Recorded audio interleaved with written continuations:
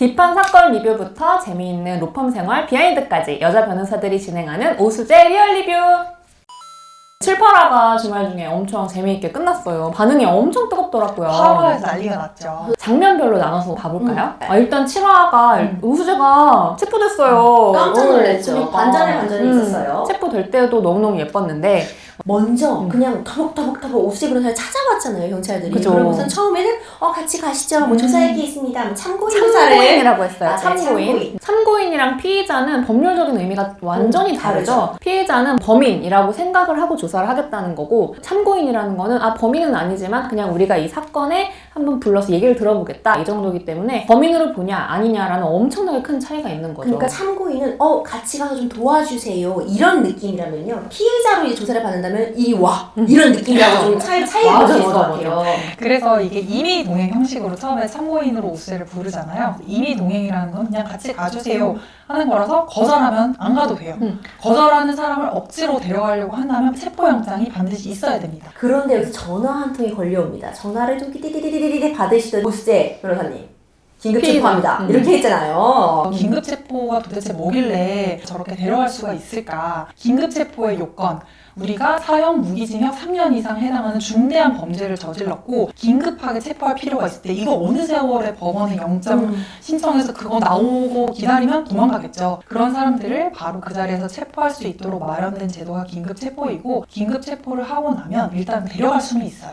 그 대신에 48시간 이내에 반드시 영장을 청구해서 구속을 유지할 수가 있습니다. 48시간이라는 시간이 되게 중요해요. 잡혀 들어가면은 경찰 입장에서는 48시간 이내에 법원으로부터 영장을 받아야 되는 거고, 변호사 입장에서는 의뢰인이 갑자기 체포됐다 그러면은 48시간 이내에 이분을 풀어드리기 위해서 그렇죠. 엄청 분주하게 노력하게 되는 거거든요. 그래서 이제 막 오수재 변호사한테 와서 수갑을 탁탁 채워가지고 데려가잖아요. 현실에서 도망가는 상황이 아니라고 하면 그렇게 젠틀하게. 맞아요. 제가 아는 수사 실무적으로도 이렇게 막 공개된 장소에서 특히 선생님을 학생들이 다 보는 앞에서 이렇게 수갑을 탁 채워가지고 가는 경우는 극히 드물고, 이거는 극적으로 드라마니까 이런 거지 실제로는 이러진 않는다. 특히 미성년자 자녀 앞에서 데리고 가야 된다 이럴 경우에는 그 자녀들이랑 마주치지 않게 미리 조율도 하고, 사실 그렇게 하니까 혹시 체포되실 예정이 있다면 드라마에서 약간 의아한 점이 있어요. 학교에서 교수님이 이렇게 막 체포해도 되냐? 교원의 불체포 특권이 있느냐? 불체포 특권이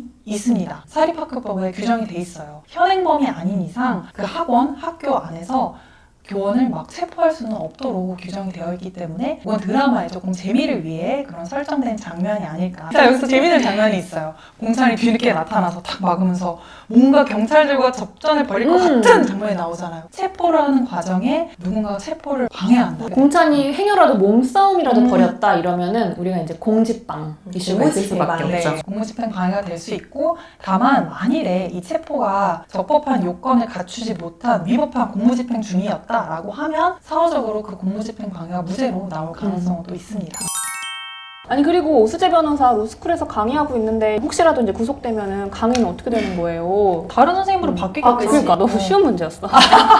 실제로 저 로스쿨 다닐 때도 저희 실무 강의를 담당하시던 모 변호사님이 영전에서 어디 뭐 청와대에 지명을 받아서 어디 뭐 가신 거야. 어떻게 됐어요, 강의는? 후임 강사가 오더라고요. 큰 문제는 아니었던 걸로. 우리가 영화나 드라마를 보면 항상 조사받는 그 장면 있죠. 항상 똑같은 방에서. 아마 같은 세트에서 계속 찍나 봐. 그런 것 같아요. 드라마에서는 그렇게 묘사되는 경우가 많은데 현실에서는 우리 다 무대기 시장. 경찰 조사관들 막 있고, 실제 피의자는 얼굴을 보고 대화를 하지만 변호인들은 그 모니터 뒤에 이렇게 다 숨어 있죠. 모니터 뒤에. 살짝 한 걸음 반 걸음 정도 빠져있는 이런 느낌이 사다가 할 말이 있으면 어떻게 하죠? 이렇게 모니터 막 그런데요 수사관님 이렇게 수사관님을 넘어서 봐야 되네. 그런 환경에서 조사를 받게 됩니다. 근데 여기서도 보면은 자기 변호인이 올 때까지 진술을 거부하겠습니다 라고 하잖아요. 그거는 법에 보장된 권리예요. 그래서 내 변호인이 올 때까지 조사를 시작하지 않겠습니다 라고 요청하시면 되고, 그러면은 특별한 문제 없이 그 경찰관들이 다 기다려 주시죠. 이게 이번 드라마의 핵심 장면이라고도 할 수 있죠. 송미린 변호사랑 오수재 변호사가 조사실에서 이렇게 이거 있잖아요. 이게 되게 포인트 있는 장면이었잖아요. 근데 실제로 이렇다? 아니죠. 왜냐면은 피의자와 그 변호인이 사건에 관해서 조사를 받다가 비밀스럽게 대화하고 싶다, 뭔가 의견을 묻고 싶다라고 하면은 절대 방해받지 않고 시간과 장소가 따로 보장되게 돼 있습니다. 만일에 현재 조사가 진행 중이야. 조사관이 앞에서 뭔가 질문을 하고 답변하는 중이라고 하더라도 내가 어떻게 대답해야 될지 모르겠다거나 당황스럽다고 하면 잠깐 조사를 중단을 요청할 수가 있어요. 그리고 변호인과 충분히 상의를 하고 다시 조사에 임할 수 있거든요. 이건 여러분들의 권리이고 그렇기 때문에 이런 조사를 갈 때 변호인을 꼭 대동하고 그렇죠. 가라 이런 얘기가 그거 나오는 거죠. 하려고 따라가는 거죠. 맞아. 당황스럽고 함부로 대답하면 안 되는 순간이다. 그럼 저희 잠깐 쉬었다 하시죠. 이렇게 나서서 변호인이 그 상황을 끊을 수가 있습니다. 피의자와 변호인의 대화는 굉장히 철저히 비밀이 지켜진다는 사실.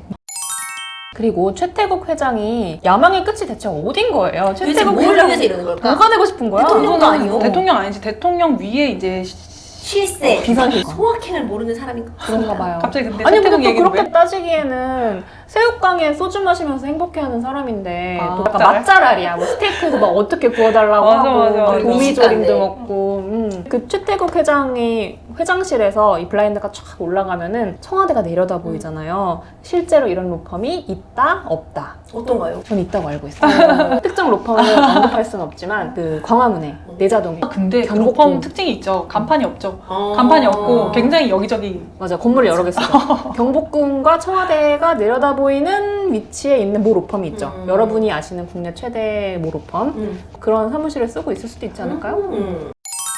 유치장이 있고 구치소가 있잖아요. 이 둘이 차이가 있죠. 쉽게 말해서 경찰서 유치장, 검찰로 사건이 넘어가면 구치소 이렇게 생각하면 될 것 같아요. 근데 구치소는 진짜로 영화에 나오는 감옥처럼 생겼어요. 높은 담장 속에 들어있고 진짜 철문이 윙 하고 올라가고 닫히고 막 이런 식으로 생겼어요. 맞아요. 그래서 우리가 변호인 접견을 가잖아요. 그럼 일단 그 커다란 철문 앞에 요만한 문이 있어가지고 거기다가 저희 뭐 변호인 접견 왔습니다. 따로 접수를 하면서 핸드폰, 담배 이런 거 맡기고 신분증까지 맡기고 들어가게 됩니다. 근데 왜 영화에서 보면은 변호사들이 접견하면서 뭐 휴대폰도 뭐 쓱 써주게 해주고 뭐 같이 뭐 맛있는 것도 먹고 이런 장면들이 있는데 사실 실제랑 좀 다르겠네요. 실제랑 다르죠. 근데 암암리에 접견 변호사, 뭐 집사 변호사 이러는 좀 그런 게 있어요. 그러니까 이게 구치소에 보통 이렇게 갇혀 있는데 변호인이랑 접견을 한다 이러면은 충분히 대화를 하게 해주면서 딱 이렇게 독립된 공간에 있다 보니까 피의자들 중에 좀 변호사를 사는 거예요. 나를 매일 만나러 와라. 몇 시간 이상씩 만나러 오면 얼마를 주겠다. 이러니까 변호사는 그 돈 받고 쫄래쫄래 가서 그냥 그 사람이랑 시간을 보내다가 오는 거죠. 근데 이건 어디까지나 필요가 없음에도 이런 식으로 그냥 시간을 때우기 위해서 변호인이 접견을 신청하는 건 변호사로서 절대 안 되고 그쵸. 그 실제로 몇 년 전에 네, 징계를 무더기로 맞아요. 받았는데 정식으로 수임되지 않은 상태에서도 접견을 갈 수가 있어요. 근데 요거를 좀 악용을 한 거죠. 그쵸. 그렇지. 변호인 접견을 가게 되면 일반 접견이랑 환경이 조금 달라요. 일반 접견을 가게 되면 완전히 유리로 칸바위가 쳐지고 이렇게 구멍 뽕뽕뽕 뚫려서 전화기로 이렇게 하는 경우도 전화로 있고. 네, 그쵸. 근데 그거는 사건에 따라서 녹음이 된다거나 그 구속된 수감자 바로 뒤에 교도관이 교도관. 항상 동행해서 같이 있어요. 그러니까 뇌화 내용이 노출될 수밖에 네네, 없는 누구나 거죠. 들을 수 있는 내용이고 또 요 사이로 물건을 뭐 함부로 주고받을 수도 없고. 그런데 변호인 접견을 가게 되면은 한 요 정도 아크릴 칸막이 있죠. 요 정도만 막혀서 뭐 이렇게 서로 물건을 주고받을 수도 있고 위임장이라든가 작성한 서면이라든가 이쪽에서 뭔가 안에서 적은 게 있다고 하면 그걸 주고받기도 하고 이런 식으로 시간 제한도 없고 누가 듣는다거나 그 상황을 관찰한다거나 이런 상황이 불가능한 거죠. 변호인 접견실이 따로 있는데 거기 가면 유명인을 꼭 심심치 않게 만날 수가 있어요. 맞아요. 물건을 제가 받아서 나올 수가 있잖아요. 제가 이제 서류 봉투 같은 거를 들고 나올 수 있잖아요. 그러면은 거기서 무게를 꼭 재더라고요. 뭐가 달라지는가. 다른 게 있는가. 우리 오수재가 영장 실질 심사를 받게 됐잖아요. 이 재판 장면이 정말 사이다였죠. 네. 우리 판사 언니. 서준명의 불쌍한 와이프로 지나가는 줄 알았는데 아니었어. 아, 그런 간단한 역할이 아니었고. 그래도 여기서 되게 악연으로 딱 꼬인 게 여기서 맞아, 다시 맞아. 한번 만나게 됐더라고요. 그래서 시청자들이 그 사이다를 많이 느낀 것 같아요. 그리고 판사님이 개인적인 감정이나 이런 거에 휘둘림이 없이 당연히 법에 따라 심판하는 부분을 보여주는 것도 좀 굉장히 좋았죠. 맞아요. 그게 진짜 맞아요. 중요한 포인트인 것 같아요. 그리고 이제 머리 묶은 위치라던가 그 말투랑 맞아. 디테일이 너무 살아있어. 목소리가 진짜 판사님 같아.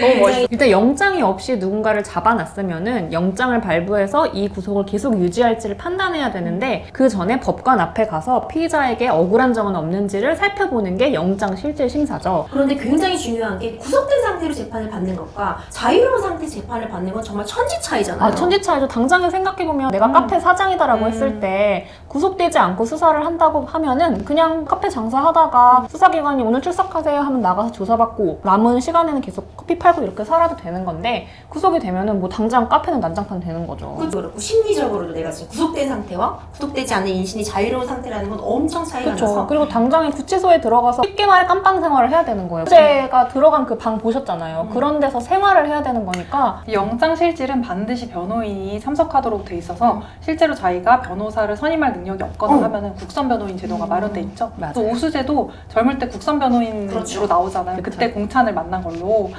그래서 구속이 이걸 계속 유지할 필요가 있느냐 여부를 판단을 하는데 이론상으로는 뭐 증거 인멸의 우려가 있다거나 도주할 우려가 있다거나 이런 점을 기준으로 구속을 계속 할지 여부를 판단을 하는 거는 맞아요. 말하자면 구속을 계속 유지할지는 이 사람이 유죄인지 무죄인지랑은 사실 별개인데 현실적으로는 유무죄 여부가 구속 여부 또는 집행유예를 받을지 여부도 굉장히 영향을 미친다. 그래서 이 드라마에서도 그 핵심적인 증거가 조작됐다라면서 무죄 주장을 같이 펼치잖아요. 그 현실에서도 그런 주장을 같이 하게 됩니다. 앞으로 좀 던져진 떡밥들이 너무 많아서 이거 다 어떻게 회수될지가 좀 궁금해요. 그니까요. 한선아 배우도 나오고 있고 맞아. 그리고 뭔가 우리가 지난 회에서 막 7조남을 되게 밀어줬는데 이게 맥락을 보니까 7조남은 뭔가 그 한선아, 은서랑 연관이 있는 것 같아. 전 약혼자거나 뭐 이런 스토리라서 또 7조남은 아니구나 이런 생각이 포기하세요. 지금 딱 이제 반 돌았거든요. 반만 좀 돌았어요. 우리가 지금 8화까지 봤잖아요. 앞으로 펼쳐질 이야기들, 이 떡밥들 어떻게 회수할지 법적으로 좀 제대로 고증을 하는지 저희가 끝까지 지켜보도록 하겠습니다. 감사합니다.